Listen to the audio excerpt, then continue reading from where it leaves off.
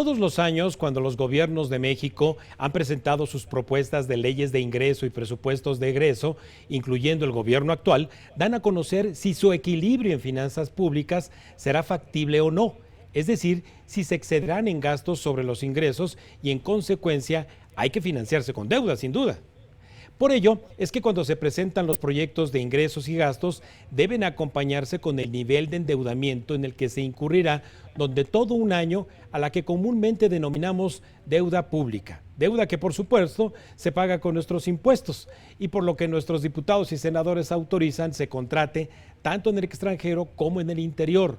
La deuda pública, es decir, la que asume el gobierno federal, no es mala, siempre y cuando tenga un uso útil y con cuentas claras que sean evidentes ante los ojos de todos nosotros en términos de bienestar, para complementar la utilización, desde luego, de nuestros impuestos para una mejor educación pública, servicios de salud, agua potable, electricidad y seguridad pública, carreteras y caminos rurales, por ejemplo.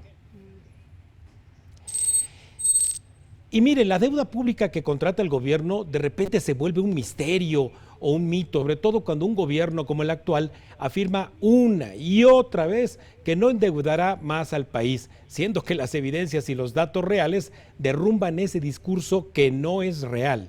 Pero para tener cuentas claras con lo que está ocurriendo con la deuda pública y las renegociaciones, permutas, prórrogas y todos los sobrenombres que recibe la deuda pública, ¿qué le parece mejor si conversamos con nuestra experta en finanzas públicas y a quien usted ya conoce y de quien le comparto su semblanza? Adriana Hernández Ortiales, licenciada en Economía por el TEC de Monterrey y maestra en Finanzas por la misma institución. Experta en estadística y econometría avanzada, modelación financiera, finanzas corporativas, gestión de inversores, derivados y administración de riesgos. Participó en el diseño e integración del anteproyecto de presupuesto de egresos de la Federación de 2016-2019 y la coordinación de la política de gasto. Muy buenas tardes, maestra Adriana. Como siempre, un gusto Hola doctor, saludarte mucho aquí gusto en la estar Agencia una vez más Mexiquense de contigo. Noticias. Y bueno, desde luego, bueno, consultándote con respecto a un tema del que, si no es que diario, continuamente escuchamos con respecto a la deuda pública y más cuando se trata de propaganda política del actual gobierno de que no se va a endeudar al país.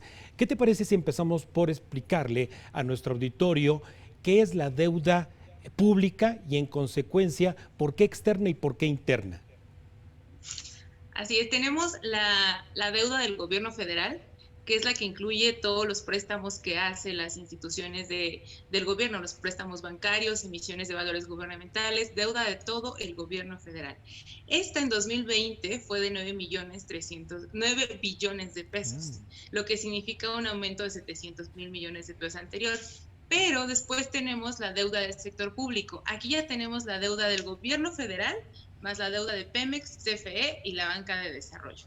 Y al final tenemos la medida más amplia de la deuda, es decir, la que nos dice la deuda total del gobierno federal, de los organismos y empresas, y además de los adeudos que se tienen de periodos anteriores, como la deuda asumida por carreteras, que es el FONADRIN, o también tenemos aquí los PIDIREGAS. Entonces, siempre que escuchamos hablar de deuda, nos hablan sobre el saldo histórico de los requerimientos del sector público, que es la deuda más amplia, el concepto de deuda más amplio que tenemos. Y a junio de 2020 ya representa casi el 60% del PIB.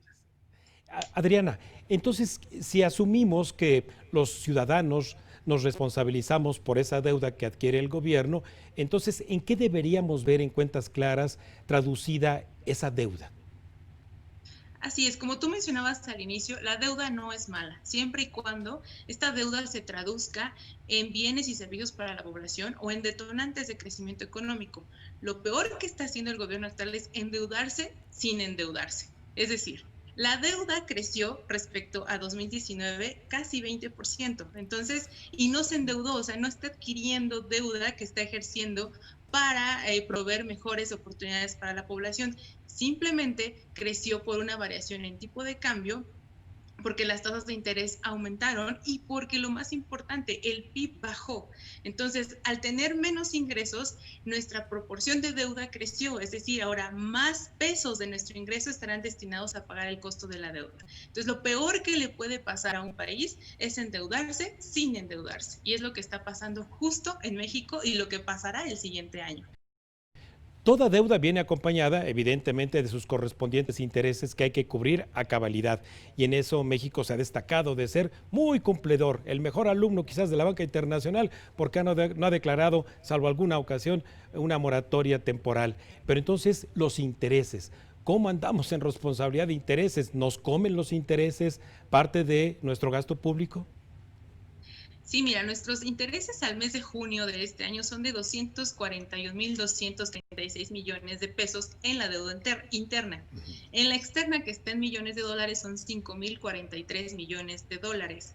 Si comparáramos, hoy estamos hablando que pagamos de deuda nacional, en moneda nacional, lo equivalente al doble de lo presupuestado para salud o el doble para lo presupuestado en bienestar. De ese tamaño es el pago de nuestros intereses.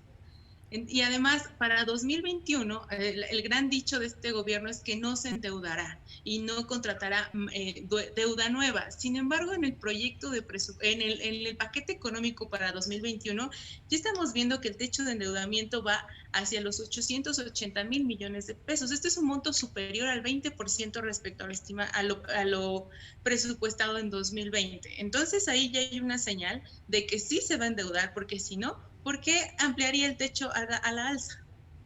Sí.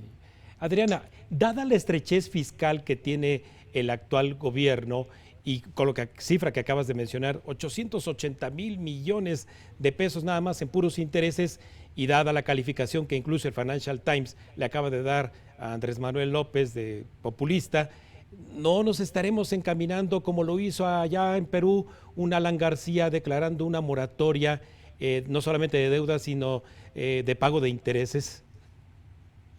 Sin duda, este aumento en el techo de endeudamiento, lamentablemente, no es para atender a la población, es para pagar los intereses que cada vez están cobrando más pesos que están destinados a otros temas en nuestro gobierno. Entonces, tal vez no veremos a un país que se declare en mora o que no tendrá para pagar, pero sin duda todos los recortes que está haciendo, todos los ajustes que hará en el gasto, sin duda financiarán los intereses de la deuda. Es lamentable porque, nuevamente lo digo, la deuda en sí no es mala. La deuda no es mala siempre y cuando se use de la manera correcta, pero hoy no tenemos ni más deuda y lo que estamos pagando solamente es el interés. Una práctica cotidiana que hacen los gobiernos locales, los gobiernos estatales de nuestro país, es también renegociar, reestructurar, financiar la deuda, pero prometiendo pagar con lo que están garantizados de transferencias futuras. ¿Esto es buena salud financiera para los estados? Lo que pasó en nuestro gobierno es que los estados quedaron abandonados, entraron en la disyuntiva de atender salud o atender la economía. Y dado que no tuvieron el apoyo del gobierno federal y hoy los están restringiendo todavía más, tanto en este cierre de año, tanto para el siguiente periodo, pues ellos tuvieron que ir a pedir más recursos, dado que ya no tienen para atender. Entonces, veremos un crecimiento en la deuda subnacional no visto en periodos anteriores y también una carga para el gobierno federal que no va a querer atender, porque tampoco vemos un crecimiento en las participaciones que se envíen a los estados. Entonces, sin duda han quedado abandonados y se están refugiando en adquirir mayores montos de deuda. Ahora, hemos escuchado que el gobierno ha refinanciado su deuda, ha puesto a otros valores y ha extendido el plazo. Esto no es bueno porque la deuda de México se caracteriza por tasas fijas y a largo plazo. Eso, en el común, eso significa un costo muy alto de la deuda que contrata. Y si todavía, ya que se llega el plazo, lo vuelve a aplazar, solo está pateando deuda al futuro. Y eso implica mayor costo en el interés, un mayor requerimiento de recursos que, como ya lo he mencionado varias veces, recursos que se podrían destinar en otros rubros. Finalmente, maestra Adriana Hernández, el hecho de que este gobierno se haya negado a contraer deuda ante una situación inédita como la que hemos tenido este año 2020 de caída económica, obviamente provocada por el confinamiento, ¿le das o no la razón a este gobierno de haber o no contratado deuda a tasas bajísimas, por ejemplo, como las del Fondo Monetario Internacional? No le doy la razón. Tuvo una, tal vez no tenemos hoy para atender nuestra pandemia en temas de salud ni tampoco nuestra crisis, pero recursos hay y recursos hay disponibles, por decirlo así, en el mundo financiero. Lamentablemente este gobierno no quiso endeudarse a unas tasas tan bajas que no se han visto en mucho tiempo. Entonces tuvo una gran oportunidad para adquirir activos y que se transformaran en bienestar para la población. Entonces no estoy de acuerdo en que desaprovechó esta oportunidad de endeudarse a una tasa baja. Entonces, y a veces nos creemos o intentan que creamos la idea de que no contratamos porque era un momento malo, era un momento en el que no podíamos contratar debido al costo tan alto que significaba. Eso no es verdad. Había muchas formas de contratar deuda y además si el pretexto es que no encuentras buenas oportunidades es porque no estás generando un ambiente propicio a nivel nacional para que los bancos y los países te ofrezcan buenas oportunidades de préstamo. Pues más claro, como las cuentas claras que debe haber siempre hacia los mexicanos, que somos los responsables de ese endeudamiento, hubiéramos querido ver, como diagnosticas en esta parte final, el que la deuda hubiera convenido para no estar en una situación tan complicada como lo estamos hoy. Muy agradecido, como siempre, contigo, Adriana, desde la comodidad y seguridad de tu casa. Esta es tu casa, la Agencia Mexiquense de Noticias. Muchísimas gracias. Muchas gracias a ti, doctor. Que estés muy bien. Saludos a todo el auditorio. Gracias. Bueno, pues ahí lo tiene la conversación con nuestra invitada. Nos ha dejado en cuentas claras que efectivamente sí tenemos más deuda pública con este gobierno y que más vale hablar de ello con datos reales e inocultables y exigir cuentas claras con el uso de esa deuda que terminaremos por pagar sin problema a los ciudadanos, siempre y cuando haya progreso y desarrollo.